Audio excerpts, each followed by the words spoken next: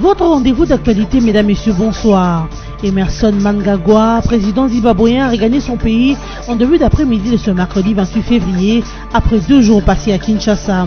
Sa deuxième journée a été marquée par la visite du Collège de hautes études de stratégie et défense militaire, un moment d'échange avec le président de la République, Joseph Kabila Kabange. Avant de prendre la route pour l'aéroport international de Njili, Emerson Mnangagwa a déposé une couronne de fleurs au monument du héros national, Patrice Emery Lumumba. Et puis l'amélioration des conditions salariales des travailleurs de la fonction publique, une commission paritaire gouvernement intersyndical administration publique est mise en place pour élaborer un barème salarial avec légère augmentation.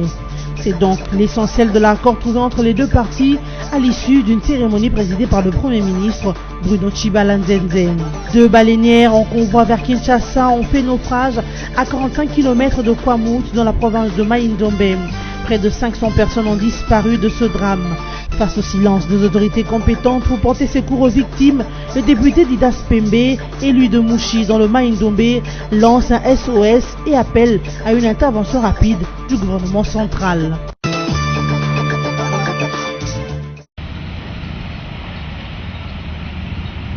Le président zimbabwéen a quitté Kinshasa ce mercredi au milieu d'après-midi au terme d'une visite officielle de 48 heures. En ce deuxième jour, Emerson Mnangagwa s'est de nouveau entretenu pendant près d'1 heure avec son homologue congolais Joseph Kabila Kabange au Palais de la Nation. Selon le communiqué final qui a sanctionné ces échanges, les deux chefs d'État ont évoqué la coopération interétatique dans le cadre multilatéral de la communauté de développement des États d'Afrique australe et les relations bilatérales entre la RDC et le Zimbabwe. Sur le premier point, le président de la RDC a salué le rôle important que joue le Zimbabwe au sein de la SADC en vue de la stabilisation politique et sécuritaire en RDC et pour asseoir le développement de toute la sous-région de l'Afrique australe. Joseph Kabila et Emerson Mnangagwa ont par ailleurs échangé à la veille des travaux du Conseil de sécurité des Nations Unies relativement au mandat de la MONUSCO sur la mission de la brigade d'intervention de la SADC en RDC au sein de laquelle l'appui du Zimbabwe est remarquable.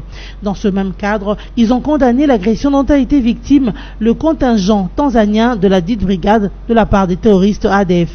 Le président congolais a également informé son homologue zimbabwéen des options levées par la RDC dans le cadre du dialogue stratégique pour le redimensionnement des forces de la MONUSCO et leur départ progressif du territoire congolais, tout en soulignant que la brigade d'intervention serait la dernière force à se retirer dans ce processus. Sur le volet des élections, le président zimbabwéen a encouragé son homologue congolais dans la collaboration que la RDC est appelée à entretenir avec la SADC dans le suivi du processus électoral qui se veut irréversible. Il a aussi salué les efforts du gouvernement congolais et de la CENI pour son bon aboutissement et dans un climat apaisé. Les deux chefs d'État ont invité toutes les parties prenantes de la RDC et du Zimbabwe à se mobiliser dans la sérénité pour la réussite de processus électoraux en cours dans les deux pays. Concernant les relations bilatérales entre la RDC et le Zimbabwe, les deux chefs d'État ont salué leurs excellences avant de décider de la tenue prochaine d'une commission mixte devant faire le point et redynamiser les différents accords de coopération existants. En attendant, tout en instruisant leurs gouvernements respectifs d'examiner la question des médecins congolais déployés au Zimbabwe dans l'optique d'une amélioration du partenariat médical entre les deux États, ils ont encouragé le regain de collaboration des investisseurs zimbabwéens dans les secteurs de l'agriculture et des hydrocarbures en RDC. Joseph Kabila et Emerson Mnangagwa ont également exprimé le vœu d'une redynamisation de la coopération technique entre les sociétés nationales d'électricité de leurs pays respectifs pour développer et intensifier les échanges en termes d'importation et d'exportation énergétique.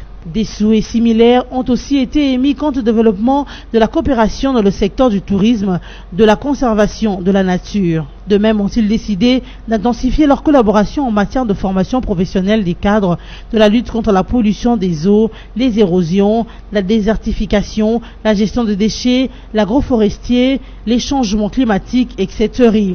Avant sa rencontre avec le président Kabila, le président Mnangagwa a visité le collège de hautes études de stratégie et de défense sous la conduite du général-major Jean Bailo, chef du département des affaires académiques de cette école.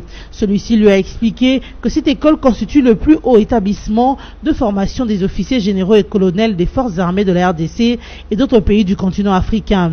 Le Tchèze a en effet été retenu comme centre d'excellence stratégique régional de la CEAC et l'Union africaine. Avant ces explications, le commandant de Tchèze a rendu hommage au président Kabila qui a initié cette école avant d'exprimer sa disponibilité pour former aussi des officiers des États de la SADC. Sur son chemin vers l'aéroport, Emerson Mnangagwa s'est arrêté à Limete au monument de Patrice Emery Lumumba où il a déposé une couronne de fleurs. Les entreprises de production de sachets sont sommées de se retirer du marché congolais. Les entreprises non seulement des sachets mais aussi de tout autre emballage en plastique ont jusqu'au 30 juin 2018 pour retirer leurs produits sur le marché, a indiqué mardi 27 février 2018 le ministre de l'Industrie Marcel Ilunga Léo. Cette annonce a été faite à l'issue de sa visite de sensibilisation effectuée le même jour dans ses unités de production. Cette décision, a-t-il dit, est consécutive au décret-loi du Premier ministre Bruno Tshibala, signé le 30 décembre 2017, portant interdiction de la production et de la commercialisation des sachets ou de tout autre emballage en plastique en RDC. Le ministre, qui est en campagne de vulgarisation des proximités auprès des opérateurs du secteur de fabrication des sachets, a laissé entendre qu'au-delà de ces délais, le gouvernement sera appelé à appliquer des mesures contraignantes. Il a en outre souligné que la politique du gouvernement, par le biais du ministère de l'Industrie, est d'encourager l'industrie locale et non de la faire disparaître. C'est dans ce cadre qu'il a invité ces industriels à participer à cette action pour qu'ensemble soient envisagées des mesures d'encadrement de ces sociétés. Le ministre de l'Industrie, Marcel Ilunga Léo, a apprécié la manière dont ces opérateurs industriels fabriquant des sachets en plastique non biodégradables ont accueilli la décision du gouvernement en se déclarant disposés à prêter main forte au gouvernement pour mettre un terme à cette problématique de la pollution de l'environnement à travers la dissémination de ces sachets à Kinshasa. À cette occasion, il a visité tour à tour les usines Intraplast, Socométal et Nodaplast où il a été rassuré de la mise en route de ces dispositions légales du gouvernement. Un accord a été trouvé entre le gouvernement à travers le ministère de la fonction publique et l'intersyndicale nationale de l'administration publique INAP le mardi 27 février 2018 à Kinshasa.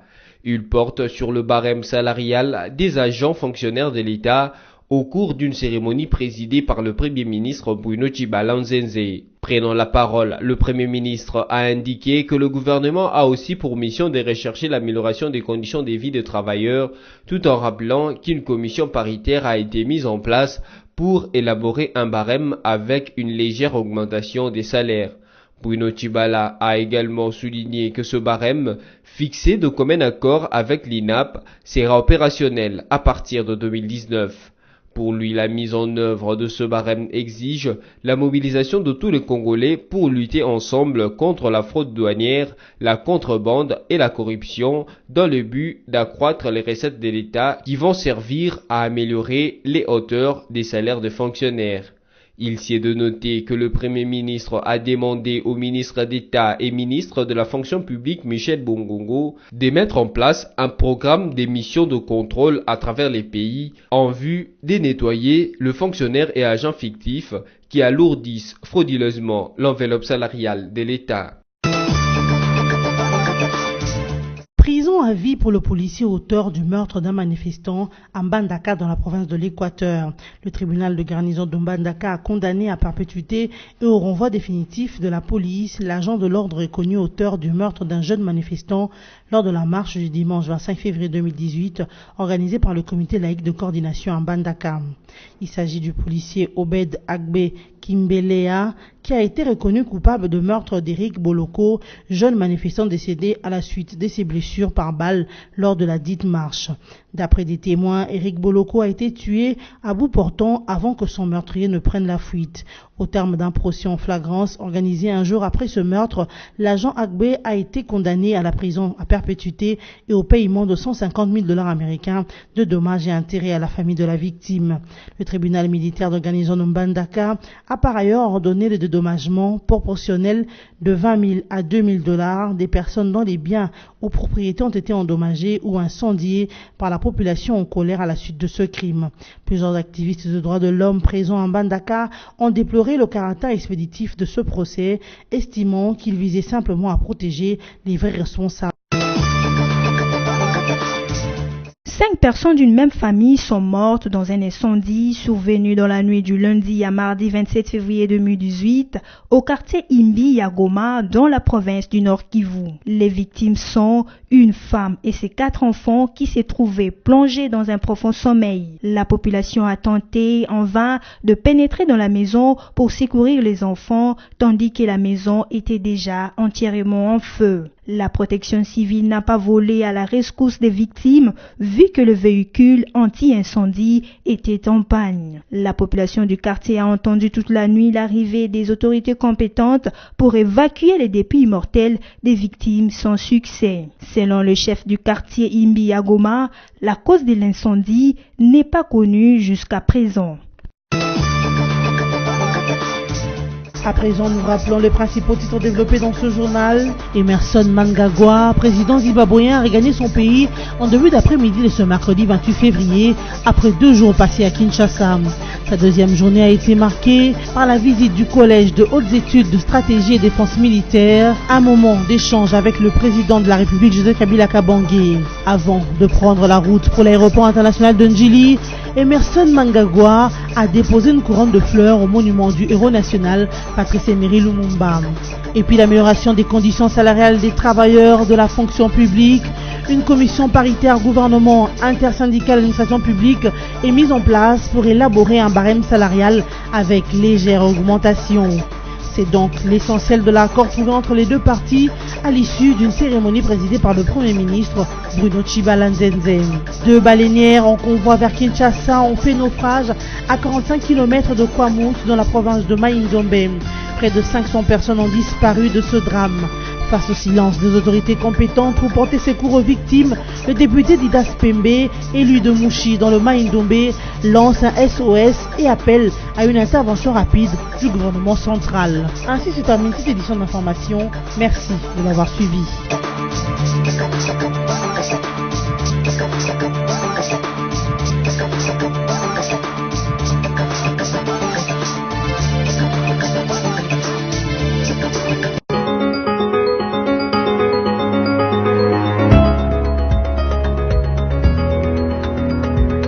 Bon mercredi à tous, mesdames, messieurs, bienvenue à la lecture de journaux parus en ligne ce 28 février 2018, sélectionné et résumé pour vous sur BSA TV. Ouvrons cette revue de presse avec Forum de Zas qui titre à sa une « Face au risque d'implosion, vivement un dialogue pouvoir-Senko ». Pour faire l'économie de vies humaines et permettre la tenue d'élections dans un climat apaisé, de plus en plus, le voix invite le protagoniste de la crise à se mettre autour de la table. Entre le gouvernement congolais et l'église catholique de la RDC, le climat n'est pas au bon fixe. La tension va même crescendo, de mauvais augure pour la tenue d'élections dans un climat apaisé. Les risques seraient de voir le cycle humiliable marche-répression déboucher sur des violences de grande ampleur à l'échelle de tout le pays. Dans ce cas de figure qui ne révélerait pas d'une hypothèse d'école, le chaos ne serait plus loin, surtout dans ce pays continent post-confus où pullulent encore de groupes armés, en particulier dans la partie Est.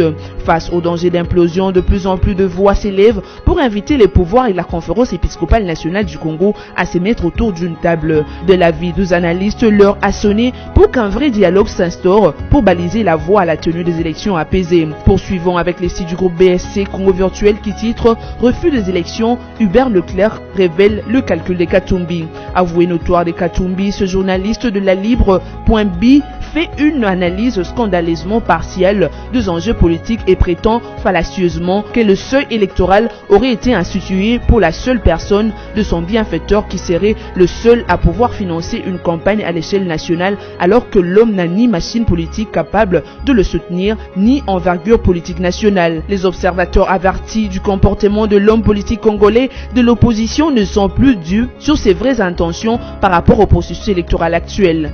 tout dans ce comportement concourt en effet à la contestation à terme de résultats, si pas carrément au refus de participer aux élections. L'UDPS Tshisekedi en a déjà donné le ton lorsque la semaine passée, son porte-parole justifiait le refus de son parti de répondre à une invitation de la CENI par le motif que cette institution ne conduirait pas le pays vers des élections dignes de ce nom. Au de compte final, le journaliste parle d'une bagatelle de pas moins de 6,5 millions de dollars pour une campagne électorale. Mais le clerc aveuglé par la cible unique de la présidentielle s'en mêle le pinceau lorsqu'il s'agit de ventiller ce montant entre les 3 scrutins attendus le même jour, soit la présidentielle ainsi que le législatif national et provincial. Bouclons cette revue de presse avec la radio Capi.net qui écrit RDC, regain de violence au Kasaï, 15 morts dans une attaque. 14 assaillants présumés et un militaire ont été tués lundi dans des affrontements entre milices et les forces de sécurité au Kasaï dans un nouveau regain de violence dans le centre de la République démocratique du Congo, a-t-on appris mardi d'une source locale, écrit le site de la radio onusienne. Selon Maître Capiola, la population a fui dans la brousse bien que la situation est sous contrôle. Beaucoup de miliciens sont éparpillés à travers les mines de diamants dont regorge la localité de Lombelou, a indiqué à l'AFP un responsable de l'association de trésors du diamant. Le trésor craigne pour leur sécurité, a-t-il ajouté.